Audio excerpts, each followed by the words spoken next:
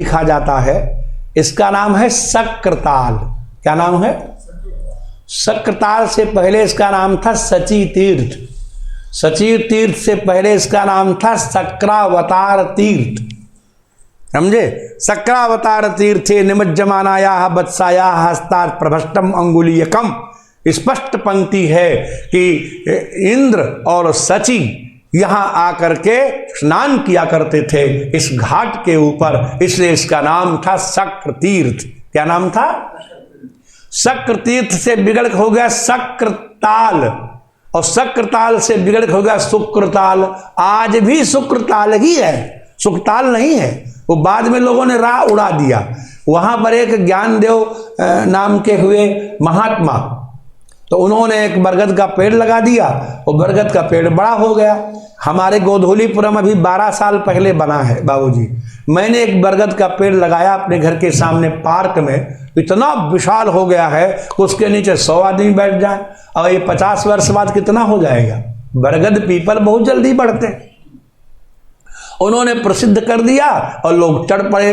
वही हाल है। भागवत कथा शुक्रताल में नहीं हुई, भागवत कथा हुई लक्ष्मण झूले पर।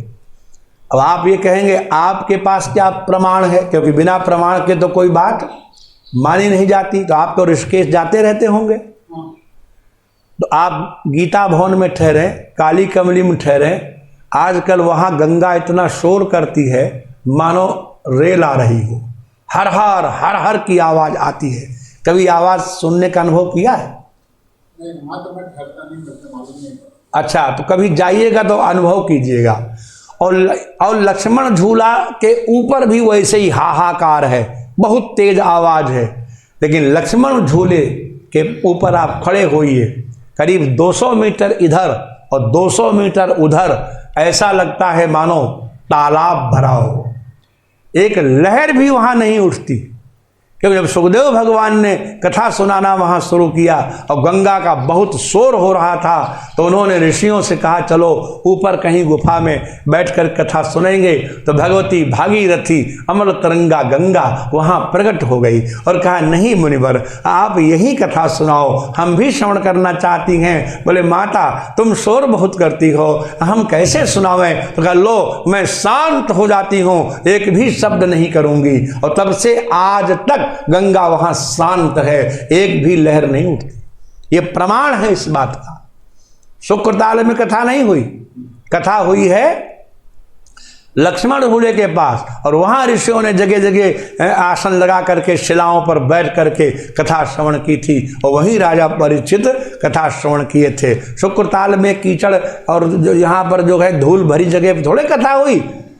इसे सनकादियों ने जहां कथा सुनाई उससे ऊपर सुखदेव भगवान ने कथा सुनाई, और सनकादियों ने कथा सुनाई कनखल पर, समझे, जहां आनंद घाट था।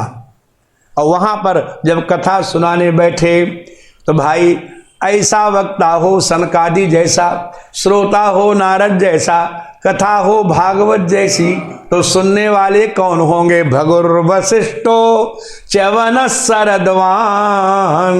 बोले मेधा तिथिर देवल देवराता। भृगु आए, वशिष्ठ आए, च्यवन आए, सरदवान आए, मेधा तिथि देवल देवरात, रामस्तथा गाधिसुतश्च शाकलो। परशुराम जी आए, गाधि नंदन विश्वामित्र भी वहां आ गए, और साक्षाया सुको जाजली जन्नु मुख्या। जाजली जन्नु महाराज सर्वेश मुनिगण सब तमाम आ गए। 17 पुराण, 4 वेद सब शरीर धारण करके कथा सुनने आ गए, और कथा शुरू हो गई। जैसे ही महाराज 7वां दिन हुआ, तैसे ही वो भक्ति ज्ञान और वैराग्य को लेकर के और कीर्तन करते हुए, करताल बजाते हुए, श्री कृष्ण गोविंद हरे मुरारे नाथेति नामानि मुहुर बदंती। हे कृष्ण, हे गोविंद, हे हरे, हे मुरारे, हे नाथ, ये शब्द भक्ति महारानी के मुख पर थे। श्री कृष्ण गोविंद हरे मुरारे नाथेति नामानि मुहुर्वदन्ति भक्ति सुतौ तौ तरुणौ गृहीत्वा प्रेमैकरूपा सहसा विरासीत। प्रेम रूपा भक्ति अचानक वहां आकर के प्रकट हो गई, सहसा आविरासीत। ऋषियों मुनियों ने देखा कि भक्ति ज्ञान वैराग्य तीनों ये कहां से आ गए, ये तो नृत्य कर रहे हैं। तो उन्होंने पूछा सनत कुमारों से कि ये कहां से आई है। तो ऊचुः कुमारा वचनम तदानीम कथार्थ तो निष्पतिता धुनेयम। ये कथा के अर्थ से प्रकट हुई है। कहां से? हाँ, मैंने कथा के अर्थ का अगर आप चरवण करेंगे तो धीरे धीरे भक्ति का रस प्रकट होने लगेगा। अब भक्ति महारानी ने पूछा कि आप ये बताओ मुनिवर, हम रहें कहाँ? तो कहा सात्वं तु तिष्ठस्व सुधैर्य संश्रया निरंतरम वैष्णव मानसानी। जो भगवान विष्णु के भक्त हैं। अब एक बात यहां ध्यान से सुनना बाबूजी, हम कोई दुराग्रह से नहीं सुनाएंगे, लेकिन आप चूंकि बहुत उत्तम कोटि के श्रोता हैं इसलिए ये बात बतानी पड़ती, हर जगह नहीं बताएंगे। वैष्णव का अर्थ केवल वो नहीं होता जो लंबा तिलक लगाता है। भगवान विष्णु का जो भक्त है, क्योंकि ये जो तिलक हैं इनकी सारी आयु कितनी है? 1050 में रामानुजाचार्य भगवान का प्राकट्य हुआ। उसके पहले शांकर मत था, यूं त्रिपुंड लगाने वाला, ये अनादि था, अनादिकाल से था। तो 850 वर्ष पहले तो था ही नहीं है। तब वैष्णव शब्द का अर्थ क्या करोगे? इसे वैष्णव का अर्थ होता है भगवान विष्णु का भक्त, जो भगवान विष्णु से श्रद्धा करते हैं। आप ये कह सकते हैं कि भगवान विष्णु का ही क्यों, दूसरे का भक्त क्यों नहीं? तो उसका उत्तर है, पुराण कहता है आकाशात् पतितम तोयम यथा गच्छति सागरम। जरा आप विचार करें, आकाश से जल गिरे, चाहे आपकी छत पर गिरे, चाहे पृथ्वी पर गिरे, अंत में लुढ़क करके नाली में, नदी में और उसके बाद सागर में जाएगा कि नहीं? अंततो गत्वा कहां जाएगा वो? तो जैसे आकाश से गिरा हुआ जल अंततः सागर में ही जाता है, ऐसे सर्वदेव नमस्कारः, किसी देवता को आप प्रणाम कीजिए, केशवम प्रतिगच्छति, वो कृष्ण ही के पास जाता है और किसी के पास नहीं जाता। इसलिए वैष्णव कहने से सारे देवताओं की भक्ति सिद्ध हो जाती है, समस्त देवता। इसीलिए जब सूर्य की उपासना करते हैं तो क्या कहते हैं? ध्येय सदा सवित्र मंडल मध्यवर्ती नारायण सरसिजासन सन्निविष्ट। आप अगर जो महाराज पंचदेवोपासना की बात करते हैं तो कैसे है पंचदेवोपासना? आप विचार कीजिए। केंद्र में भगवान कृष्ण है, ध्यान से सुना जाए, केंद्र में भगवान कृष्ण है और अग्निकोण में, अग्निकोण का मतलब होता है माने पूर्व और दक्षिण का कोना, वहां पर भगवान गणेश हैं बैठे हुए। और उसके बाद वायव्य कोण में जब जाएंगे तो वहां भगवान जो है शिव बैठे, भगवती दुर्गा बैठी हुई है। और उसके बाद नैऋत्य कोण में माने पश्चिम और उत्तर के कोने में भगवान सूर्य बैठे हुए हैं और उत्तर और पूर्व के कोने में भगवान शिव बैठे हुए हैं। और ये पंचदेवोपासना है। बीच में केंद्र में भगवान कृष्ण है और उसके चारों ओर ये जो है देवता चारों बैठे हुए हैं, गणेश जी हैं, सूर्य नारायण, दुर्गा जी और शंकर जी, ये पंच देवता हैं। तो भगवान कृष्ण को अगर जल चढ़ाया जाए तो सब देवताओं के ऊपर छींटे जाएंगे कि नहीं? जरा विचार कीजिए। और अगर समस्त देवताओं पर ही चढ़ाया जाए तो बीच में केंद्र में तो भगवान ही है। इसलिए वैष्णव शब्द का उच्चारण करते ही समस्त देवता प्रसन्न हो जाते हैं। इसलिए निरंतरम वैष्णव मानसानी। भागवत में पूछा गया है कि सबसे बड़ा वैष्णव कौन है? तो कहा वैष्णवानाम यथा शंभु, भगवान शिव से बड़ा वैष्णव और कोई नहीं। सबसे बड़ा अगर कोई भगवान कृष्ण का, राम का भक्त है तो वो शिव जी हैं। आपने ऐसी बढ़िया उपासना की पद्धति रखी है कि भगवान के चरणों में शिव जी बैठे हुए हैं। यह सर्वश्रेष्ठ उपासना की पद्धति है, क्योंकि शिव जी जैसा उनका कोई भक्त है ही नहीं, और उनको देखे बिना उन्हें भी चैन नहीं पड़ती है। इसीलिए वो स्पष्ट कहते हैं कि भाई अगर आप सचमुच जो है फल चाहते हैं तो इच्छित फल बिनु शिव अवराधे, लहियन कोटि यज्ञ जप साधे। करोड़ों यज्ञ कर लीजिए, लेकिन मनोकामना की पूर्ति करने का ठेका शिव जी ने लिया है। समझे? समस्त यज्ञों का मैं आपसे एक प्रश्न करता हूं। आपने पुत्रेष्टि यज्ञ कराया, राधे राधे बोलो, और पुत्रेष्टि यज्ञ सफल भी हो जाए तो पुत्र कम से कम कितने दिन में मिलेगा? कम से कम अगर उसी माह में कृपा हो जाए तो भी, तो 9 महीने तक का यज्ञ की अग्नि सुरक्षित रहेगी? 9 महीने तक यज्ञ मंडप बनाए रखेंगे आप? नहीं बनाए रखेंगे तो यज्ञ तो नष्ट हो गया, यज्ञ की तो आग भी बुझ गई, यज्ञ की तो आपने ईंटें भी फुकवा दी। फिर पुत्र प्राप्त होगा इसकी गारंटी कौन लेगा? तो कृतौ सुप्ते जागस्त्वमसि फल योगे कृतुमताम। याद है आपको? क्या बात है।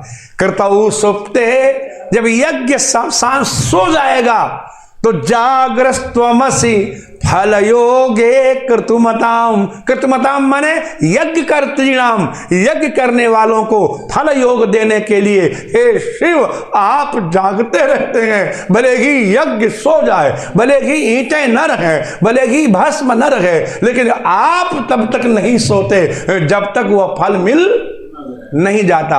क्योंकि क्वकर्म प्रध्वस्तम फलति पुरुषाराधन मृते। अगर आपकी आराधना न की जाए तो प्रध्वस्तम कर्म क्व फलति, जो कर्म अब दिखता ही नहीं है वो फल कैसे देगा? अतस्त्वाम संप्रेक्ष कृतुसु फलदान प्रतिभुवम। और समझे इसका? देखिए, नोट निकालो और नोट के ऊपर लिखा है guaranteed by the central government. Hindi क्या है उसकी? केंद्रीय सरकार के द्वारा प्रत्याभूत। कभी पढ़े हो कि नहीं है?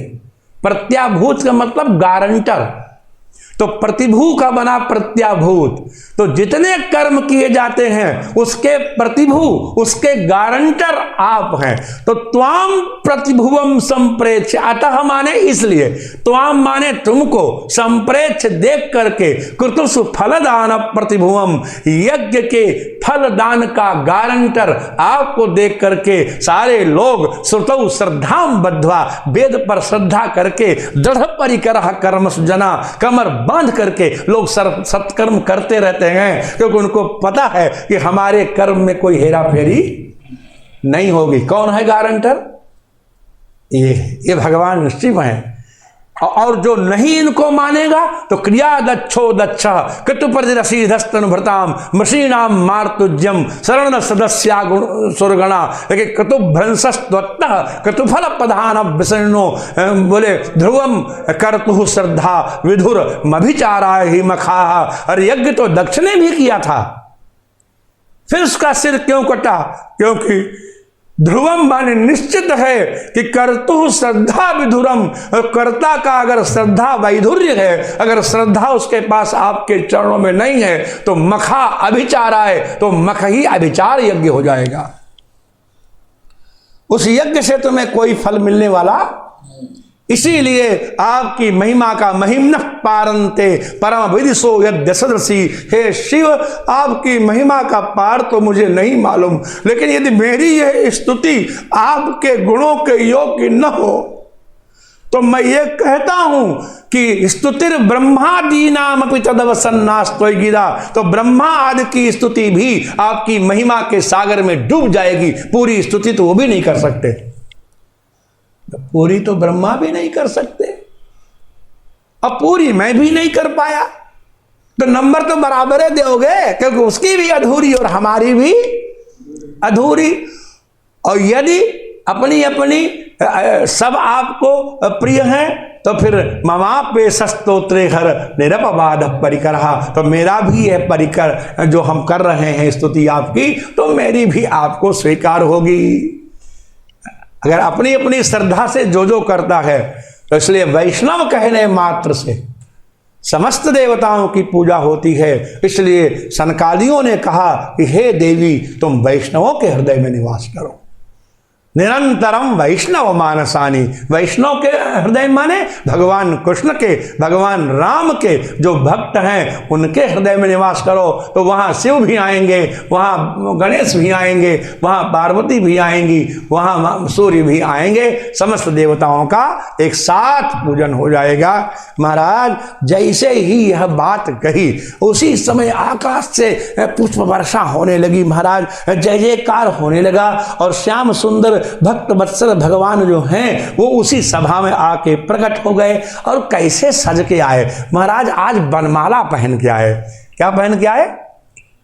हाँ, और घनश्याम तो है ही हैं, पीतांबर ओढ़ करके आए। महाराज कांची कलाप मधुरा, लंबे लंबे कुंडल पहने हुए, त्रिभंग ललित थे, कौस्तुभ मणि हृदय पर चमक रही थी, और कोटि कोटि कामदेव के सौंदर्य दर्प को दलन करने वाला उनका लावण्य था। महाराज हरिचंदन चर्चित परमानंद चिन्ह मूर्ति, उनको देख करके सब खड़े हुए ऋषि मुनि जय हो जय हो जय हो, उद्धव आदि नृत्य करने लगे, संग ही आए थे।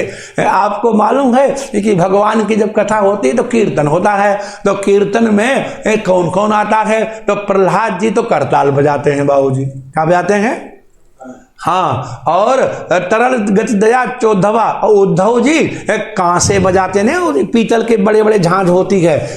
प्रहलादस तालधारी, तरल कतितया उद्धव कांसधारी, और बीणाधारी सुरर्षि, और देवर्षि नारद क्या करते हैं? बीणा बजाते हैं। और अर्जुन गाना सीख आए थे स्वर्ग से। महाराज बहुत अच्छे गायक हैं अर्जुन, उन्होंने ब्रह्मला बन करके महाराज गीत सिखाया था। आपने शायद कथा सुनी हो उत्तरा को। तो राग करता अर्जुनो भूत, अर्जुन गाने लगे। और इंद्रो वादीन मृदंगम, तो मृदंग इंद्र बजाने लगे।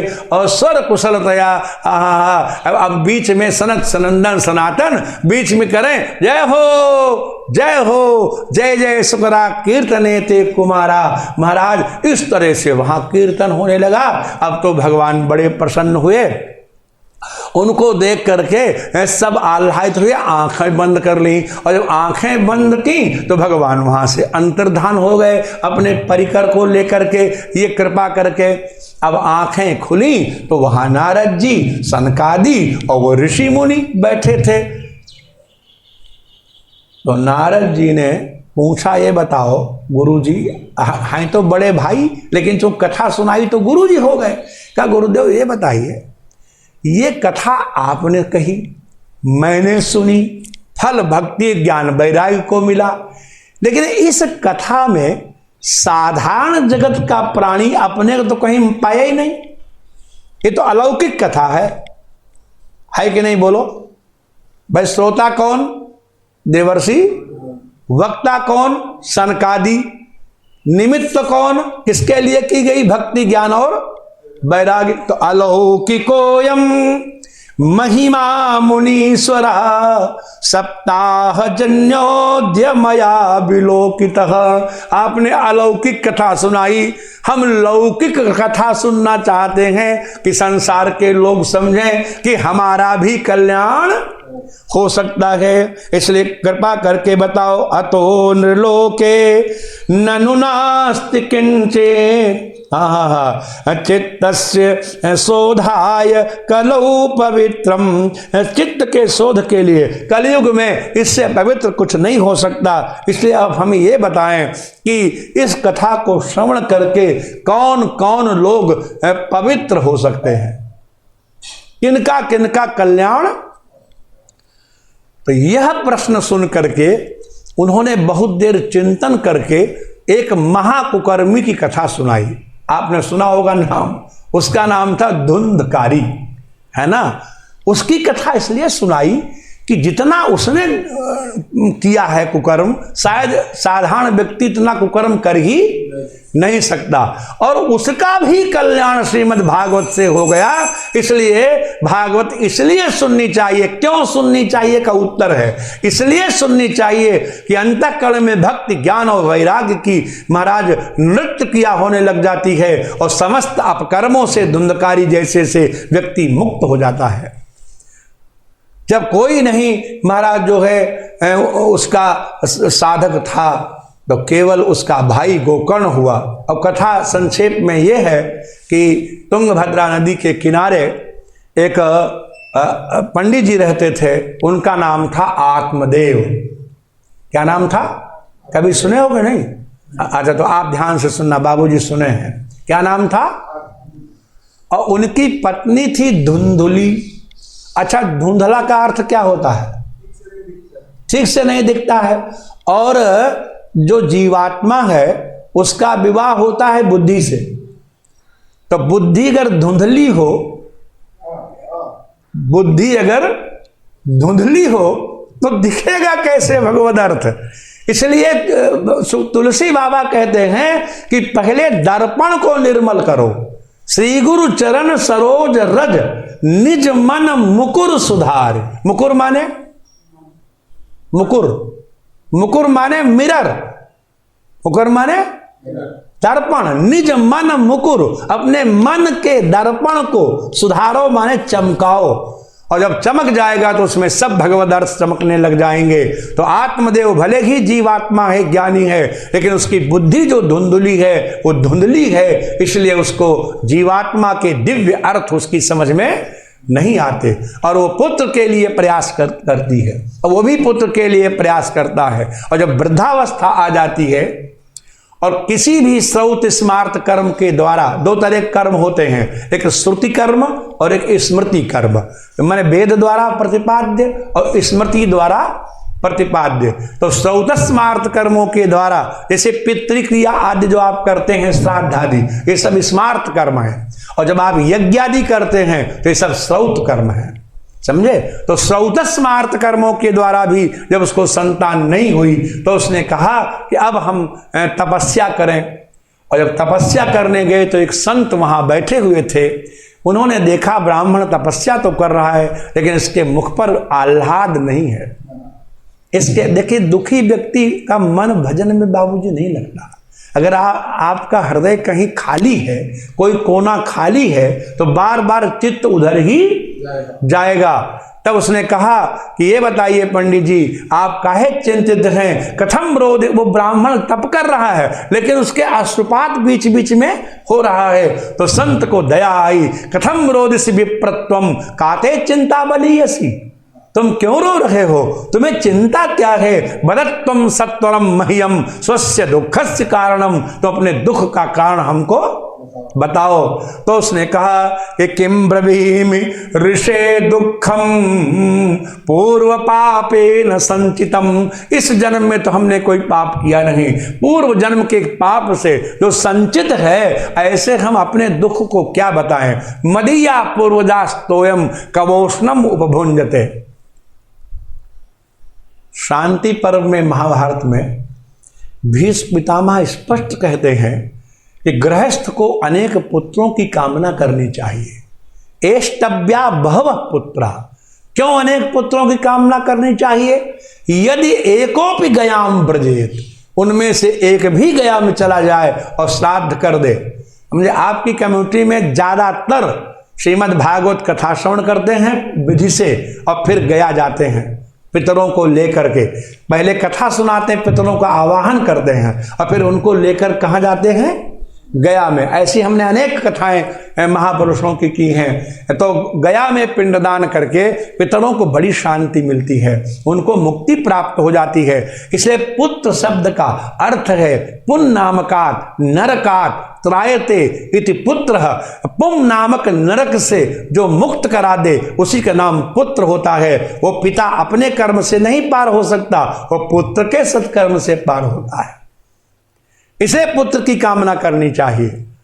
और हमने तो 14 स्मार्त अनेक कर्म किए, लेकिन मेरा ऐसा दुर्भाग्य कि मैंने जो गाय भी पाली उसके भी कभी बच्चा नहीं हुआ, और जो मैंने वृक्ष भी रोपित किया उसमें भी कभी फल नहीं आया। मुझ जैसा अभागा कौन है।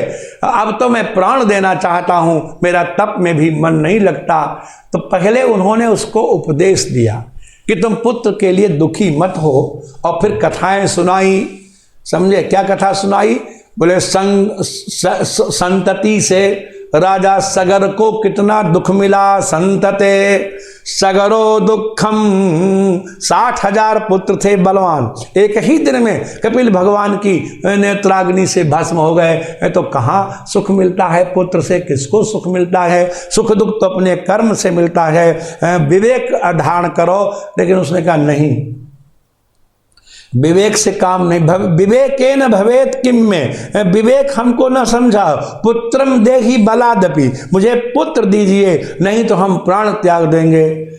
तब वो महात्मा जान गए कि इसको त्रसित बारि बिनु जो तनु त्यागा, मुए करई का सुधा तड़ागा। जो पानी का प्यासा हो उसको कोई कहे घृत पी लो, मधु पी लो, तो उसको घृत मधु में कोई रुचि नहीं है। ये तब घृत और मधु अत्यंत श्रेष्ठ पदार्थ हैं, लेकिन वो जल ही की कामना करता है। इसी तरह से इसको पुत्र ही में मन है, तो ठीक है लो। और उसने उसी समय यूं हाथ किया, जिस वृक्ष के नीचे वो बैठा हुआ था, आम का फल था, वहीं से आ गया फल, गिरा, और लो ये तुम जा करके अपनी पत्नी को दे दो। तो पत्नी के पास गया। अब पत्नी ने सोचा कि हमारी आयु तो बहुत हो गई, तो धुंधली ही थी। उसने ऐसी गीता सुनाई बाबू, जहां धुंधली गीता है, समझे। वो कहती है कि फल भक्षेण गर्भस्यात् गर्भेणोदर वर्धिता, स्वल्भच्च ततो शक्तिर्गृह कार्यम कथम भवेत्, दैवात् घाटी व्रजेत ग्रामे पलायेत गर्भिणी कथम। जो बोले कि सुखवन निवसेत गर्भा तम कुच्छे कथम उत्सजेत, लालने पालने दुखम प्रसूतायाश्च वर्तते, मंदायाम वही सर्वस्वम ननांदास्वम हरे तदा। वो धुंधली आखिर ब्राह्मणी है, अंदर अंदर गीता पाठ कर रही है कि फल खाऊंगी तो गर्भ हो जाएगा, गर्भ हो जाएगा तो पेट बढ़ जाएगा, पेट बढ़ जाएगा तो भोजन कम होगा, भोजन कम होगा तो मैं दुबली हो जाऊंगी, दुबली हो जाऊंगी तो घर का काम कौन करेगा, और कोई काम कर भी दे तो गांव में अगर डाकू आ जाए या आग लग जाए तो सब भाग जाएंगे, लेकिन मैं गर्भिणी कैसे भाग पाऊंगी। और मैंने सुना है कि सुखदेव भगवान अपने माता के गर्भ में 12 साल रहे थे। कहीं मेरा होने वाला बेटा भी आसन जमा के बैठ गया और निकला ही नहीं 12 साल, तो मैं कैसे प्रसव करूंगी, मैं तो लालन पालन भी न कर पाऊंगी। और सबसे बड़ी बात यह है कि जब हमारे प्रसव होना होगा तो मेरा पति अपनी बहन को जरूर लाएगा, और वो जन्म से चोटिनी है, वो हमारा सब माल जेवर चुरा लेगी। मंदायाम मई, जब मैं मंद माने बेहोश हो जाऊंगी तो सर्वस्वम, मेरा सारा का सारा, ननांदा, ननांदा समझे, ननांदा ननंदयति, जो देख करके ही आग लग जाए, ननांदा। इसीलिए नंद बाबा ने अपनी बहन का नाम रखा था सुनंदा। यशोदा मैया कभी ननंदा नहीं कहती थी, क्या कहती थी? सुनंदा। ये ननंदा तो एक तरह की गाली है। महाराज न नंदा न नंदयति, जो आनंदित न करे उसका नाम, हाँ वो ऊदा थी। ऊदा, ऊदा का नाम सुने हो? मीराबाई की ननद थी, उसका नाम था ऊदा, बहुत तंग करती थी मीराबाई को, उसी ने विष पिलवाया था। महाराज ये ननांदा ज्यादातर दुष्ट ही होती हैं, और भाभी की साड़ी चुपचाप चुरा लेती हैं, तो ये हमारा सब चुरा ले जाएगी, इसलिए मैं फल खाऊं कि न खाऊं। अब देखिए भगवत कृपा हुई है, पुत्र प्राप्त हो सकता है, लेकिन वहां उसने पहले ही माथा पढ़ा था कि 7 जन्मावधि तब पुत्रो नहीं वच 7 जन्म तक तेरे पुत्र। तो वो बात कैसे मिट जाए? राधे राधे। रावण कहता है अंगद से कि ब्रह्मा बूढ़ा हो गया है, इसलिए वो जो अब जो भाग्य लिखता है उसमें कई बार गलती करता है। तो अंगद ने कहा कहां गलती करी? तो रावण कहता है कि जरत बिलो क्यों जब ही कपाला, विधि के लिखे अंक निज भाला। जब मैंने अपने सिर काट काट के चढ़ाए तो एक जल रहा था और एक दो बाकी लगे थे, तो उन लगे हुए सिरों से मैंने जलने वाले सिर के माथे पर विधाता की लिपि पढ़ी। देखिए कितना पंडित है रावण कि अपने माथे की भी लिपि उसने पढ़ ली। क्या लिखा था? लिखा है नर के कर आपन बध बाँची। बाँचना जानते हो? बाँचना माने पढ़ना। तो मैंने बाँचा। क्या बाँचा? कि नर के कर आपन बध, मनुष्य के हाथ से मेरा वध होगा। जब ये मैंने बाँचा तो हंस्यूं जान विधि गिरा असांची। ब्रह्मा की ये वाणी असांची है, माने साची नहीं है, सत्य नहीं है। मुझे हंसी आ गई लेकिन मुझे डर नहीं लगा। अंगद बोले ब्रह्मा की लिपि पढ़ कर के भी तुम डरे नहीं? बोले बिल्कुल नहीं डरा। बोले क्यों नहीं डरे? बोले सो मन समुझी त्रास नहीं मोरे, लिखा बिरंची जरठ मति भोरे। बिरंची हो गए जरठ, जरठ माने बूढ़े, और उनकी बुद्धि बेकार हो गई है। उन्होंने गलती से, ज्यादातर यही समझते हैं कि मैं विधाता की लिपि बदल दूंगा। संत ने कहा कि 7 जन्म तक तेरे संतान का सुख नहीं है, लेकिन वो फिर भी कहता है कि मुझे हर हालत में पुत्र चाहिए। विधाता की लिपि बदलना चाहता है और उसने ला करके फल जो दिया अपनी पत्नी को। जब तेरे भाग्य में पुत्र नहीं है, मिलेगा कैसे? तो उसने अपनी सखी के कहने से उस फल को गाय को खिला दिया, खुद नहीं खाया। और उसकी सखी जो उसकी बहन ही थी सगी, वो कहती है तू चिंता मत कर, मेरे कई पुत्र हैं और मैं गर्भवती हूं, कुछ दिन चढ़ चुके हैं, मैं अपना बेटा चुपचाप तुझे ला के दे दूंगी और तू अपने पति से कह देना कि मैंने फल खा लिया और घर से बाहर ही मत निकलो 9 महीना, और कपड़े वपड़े बांध के रहो, सगर्भ है गर्भिणी का नाटक करके तू यहां रह, और जब हो जाएगा मेरा पुत्र और आधी रात मेरा पति तुझे दे जाएगा, तब तुम अपने पति को खबर भेजना कि तेरे पुत्र हो गया। बताइए अब कौन बड़ा गुरु हुआ? बहन बड़ी गुरु हुई कि वो बड़ा गुरु हुआ जो फल दिया था? और नहीं माना, वही सब रचना रच गई। आधी रात को आकर के उसके जीजा ने उसको पुत्र अपना दे दिया। अब और गाय के गर्भ से भी पुत्र हुआ, क्योंकि फल तो व्यर्थ जा नहीं सकता था। तो दोनों 2 पुत्र हुए, लेकिन दोनों क्या उसके पुत्र हैं? एक उसकी बहन का पुत्र है और दूसरा गोमाता का पुत्र है। उसका तो कोई पुत्र है नहीं। अब वो जो गुरु प्रदत्त पुत्र था तो गोकर्ण पंडित और ज्ञानी और धुंधकारी महाखला। गोकर्ण पंडित और ज्ञानी हुआ और धुंधकारी महाखल हुआ। खल समझते हो? खल माने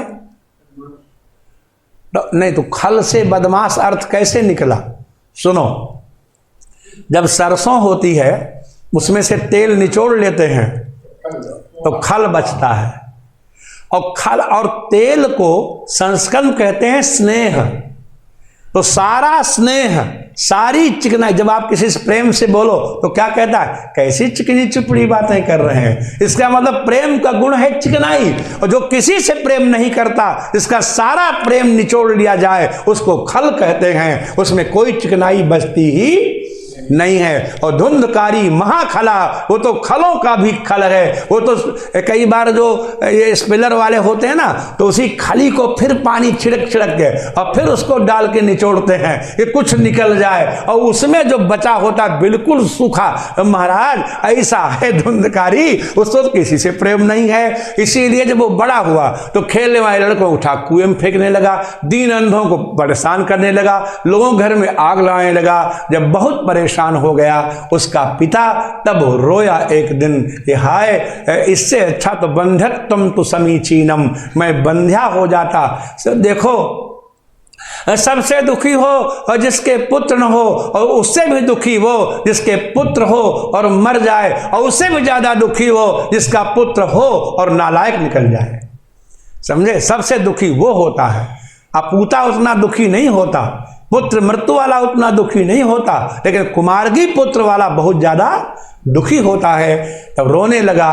तब गोकर्ण ने आकर के समझाया अपने पिता को। उन्होंने कहा कि हे पिता, तुम कैसे समझते हो कि तुम ही दुखी हो? न चेन्द्रस्य सुखम किंचित न सुखम चक्रवर्ती न। सुखी तो इंद्र भी नहीं है, क्योंकि उसको ये डर है कि थोड़े दिन में इंद्रासन चला जाएगा। सुखी तो चक्रवर्ती राजा भी नहीं है, पड़ोसी राजा के आक्रमण का भय निरंतर सताता है। सुखमस्ति विरक्तस्य मुने रेकांत जीविनः। सुखी तो वो है जो एकांत जीवी है, जिसके पास कुछ छीनने को है ही नहीं। तुम कैसे अपना पुत्र इसको मानते हो? धर्मं भजस्व सततं त्यज लोक भावम। धर्मं भजस्व सततम त्यज लोक धर्मान। महाराज, लौकिक धर्मों का त्याग करो और सेवस्व साधु पुरुषान जहि काम तृष्णाम। कामनाओं का त्याग कर दो और अन्यस्य दोष गुण चिंतन मासु मुक्त्वा सेवा कथा रसमहो नितराम पिबत्वम। दूसरे के दोष गुण है महाराज देखना छोड़ करके केवल भगवत सेवा का रस लो। जब इस प्रकार से पुत्र ने समझाया, एवं सुतोक्ति वसतोपि गृहं विहाय। पुत्र की वाणी सुन करके घरवाली का भी त्याग कर दिया और महाराज या तो वन की ओर चला गया। स्थिर मति, बुद्धि स्थिर हो चुकी थी। गत 60 वर्ष, 60 वर्ष की आयु हो चुकी थी। युक्तो हरे अनुदिनम, निरंतर कृष्ण का आश्रय ले लिया, उनकी परिचर्या करने लगा और श्री कृष्ण महापनियतम दशमस्य पाठात, और दशम स्कंद का निश्चित पाठ करने लगा श्रीमद् भागवत का। और ऊपर अंत में कृष्ण को उसने प्राप्त कर लिया। धुंधकारी अकेला रह गया। तो स्पष्ट लिखा है, धुंधकारी गृहे तिष्ठत पंच पण्य वधूव्रता। 5 खरीदी हुई स्त्रियों को लाया। पण्य माने पणितुम योग्यम पण्यम, जो खरीदा जाए उसे क्या कहते हैं? पण्य। तो खरीदी हुई स्त्री कौन होगी? जो पैसे से स्त्री आवेगी कौन होगी? उसको वेश्या कहते हैं। उसकी कभी तृप्ति नहीं होती। और ये जीवात्मा जो है, इसके पास भी 5 इंद्रियां हैं, इनकी कभी तृप्ति नहीं होती। जीवात्मा ही जो विषयी जीव है, यही धुंधकारी है, और इसकी 5 जो ज्ञानेंद्रियां हैं, यही 5 वेश्याएं हैं, क्योंकि ये कभी तृप्त नहीं होती। आप सुंदर से सुंदर लाओ और सुंदर चाहिए, आप बढ़िया से बढ़िया खाओ और बढ़िया चाहिए, आप इसको सुनते रह जाओ और सुनाओ हमारे बारे में क्या लोग कहते हैं। न कान तृप्त होता है, न नेत्र तृप्त होता है, न जिह्वा तो कभी तृप्त ही नहीं होती है। तो जो कभी तृप्त न हो वही तो वेश्या होती है। अब 2 मत हैं बाबूजी, ध्यान से सुने। एक ऋषि चिंतन करता है कि पहले प्राण जाते हैं फिर इंद्रियां जाती हैं, और दूसरा ऋषि कहता नहीं, पहले इंद्रियां जाती हैं फिर प्राण जाते हैं। देखिए, मरणासन्न जब जीव होता है तो आंखें कहती हैं मैं देखती नहीं, कान कहता है मैं सुनता नहीं। है बात सही कि नहीं? सारी इंद्रियां काम छोड़ देती हैं। इंद्रियों को जब तक भोग मिलता रहेगा। राजा ने प्रश्न किया अपने मंत्री से कि मनुष्य कब तक भोग चाहता है? तो एक बूढ़ा आदमी पकड़ के लाया, उसके हाथ में आधी रोटी पकड़ा दी। उसने यूं हाथ उठाया, बोले क्या कह रहा है? बोले कह रहा है कि आधी रोटी भी जब तक अंदर जाती रहेगी तब तक कामनाओं का नाश नहीं होगा। आजीवन तो कामनाएं आजीवन रहती हैं, और इंद्रियां जब भोग नहीं पाती तो काम करना छोड़ देती हैं। कान सुनता नहीं, आंख देखती नहीं, नाक सूंघती नहीं। आज भी ये जो बीमारी चली है, इसमें यही लिखा है कि मरणासन्न व्यक्ति को गंध नहीं आती। अब बताओ ये क्या क्या बात है? तो वही बात है, वो इंद्रियां मार डालती हैं इस जीव को भुगाते भुगाते। 5 जीव हैं। मछली जिह्वा की दासी है, पतंगा नेत्र का दास है, भंवरा नासिका का दास है, हाथी त्वचा का दास है, और हिरण कान का दास है। और एक एक इंद्रिय के दास होते हुए ये सब मारे जाते हैं। पतंगा जल के मरता है, हाथी खंदक में गिर जाता है, बड़ा भारी गड्ढा खोद दिया, खपाचें रख दी पतली पतली बांस की, उस पर बांस की हथनी बना के खड़ी कर दी। हाथी को त्वचा का बड़ा रस है, स्पर्श करना चाहता है, हथनी समझ के गया और वहीं गिर पड़ा खंदक में। और इसी तरह से जिह्वा की अधीन मछली कांटे में फंस जाती है और अनासिका के अधीन जो भ्रमर वह कमल में बंद हो जाता है और बंसी सुन करके हिरण भी जाल में फंस जाता है। तो एक एक इंद्रिय का दास, एक एक जीव मारा जाता है, तो पांचों इंद्रियों का दास ये मनुष्य क्यों न मारा जाए। धुंधकारी को उन्हीं वेश्याओं ने मार डाला और उसके बाद ये प्रेत हो गया। और जब महाप्रेत हो गया तो गोकर्ण जी जो हैं एक बार गांव आए हुए थे, ये वहीं पहुंचा और वहां पर जो है इसने विविध रूप दिखाए।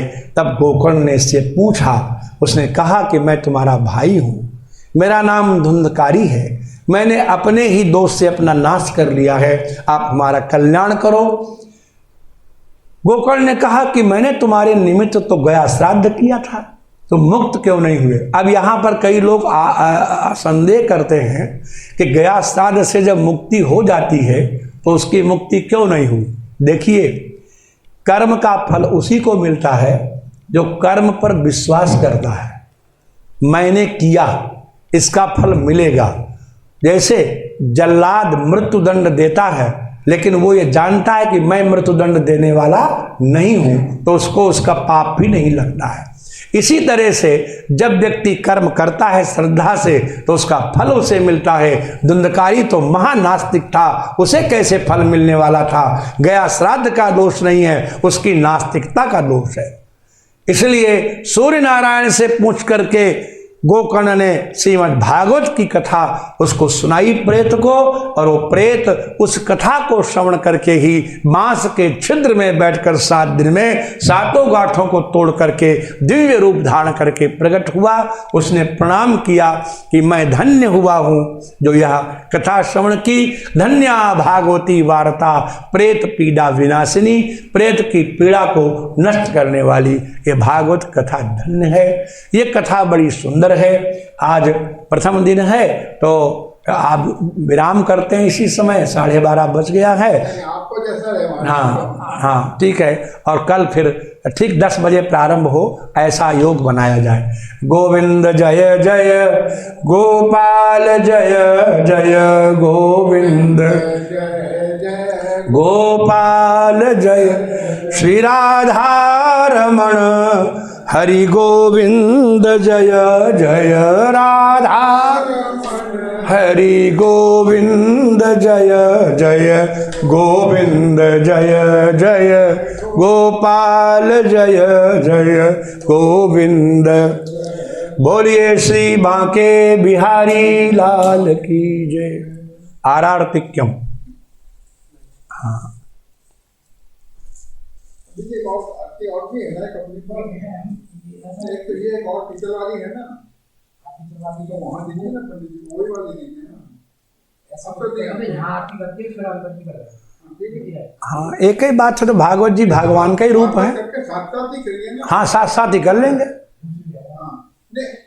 साथ साथ ही यहाँ कर लीजिए, सुबह जो हाँ वो वहाँ इनको अलग दे दीजिए। अभी आप जो कर रहे हैं साथ साथ ये कर लेते हैं। हाँ आज ऐसे कर लेंगे।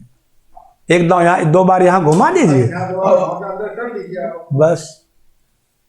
रोज ऐसे ही करें, ऐसे कर लेंगे, अलग से 2 आरती सजाने की जरूरत नहीं। नहीं वही कार्तिक जो वहाँ हाँ हाँ वो कर लेंगे।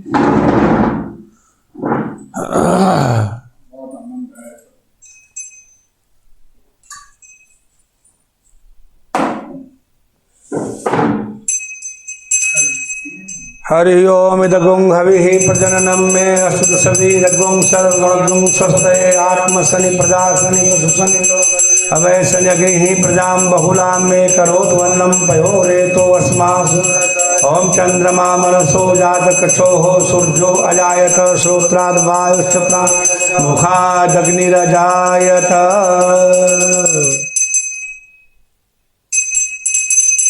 बांके बिहारी तेरी आरती गाऊं, हे गिरिधर तेरी आरती गाऊं।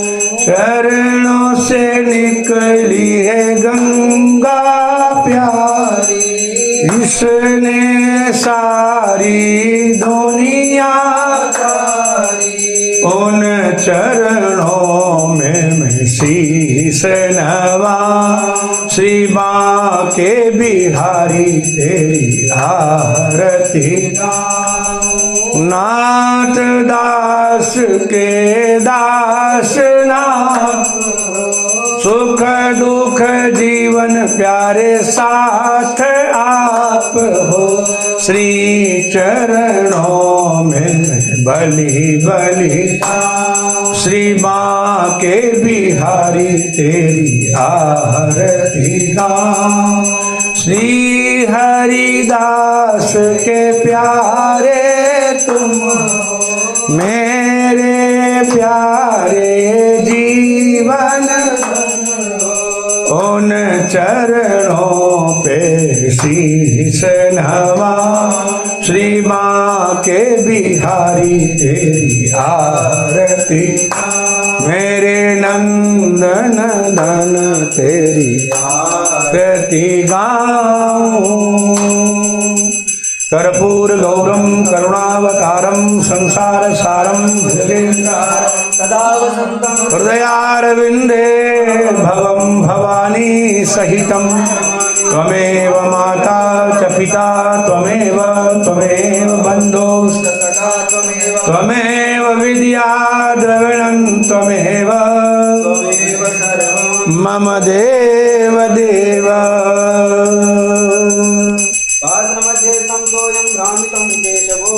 अंगलग्नं मनुष्याणां सर्वं पापं हरोगरि। ओम श्री महाप्राणाय नमो नमः। मंत्र पुष्पांजलि। हरि ओम ओम द्योः शान्तिरन्तरिक्षं शान्तिः पृथिवी शान्तिरापः शान्तिरोगदः शान्तिः वनस्पतयः शान्तिर्विश्वे देवाः शान्तिः ब्रह्म शान्तिः सर्वं शान्तिः शान्तिरेव शान्तिः सामा शान्तिरेधि। ओम जगेन जगमय जन्त देवासानि धर्माणि प्रथमान्यासन्नाति गणाकं महिमानः सरन्त चन्द्रपूर्वे साध्याः सन्ति देवाः। ओम एकदन्ताय विद्महे वक्रतुण्डाय धीमहि तन्नो दन्ते प्रचोदयात्। ओम सेवंतिका बकुल चंपकपाटलाब्जे पुन्नागजाति करवीर रसाल पुष्प बिल्व प्रवाल तुलसी दल मंजरी विश्वां पूजयामि जगदीश्वर मे प्रसीद। पूरे भागवत महापुराण की जय। सुदेव भगवान की जय। वेद व्यास भगवान की जय। श्री सदगुरुदेव भगवान की जय। वृंदावन बिहारी लाल जय जय श्री राधे।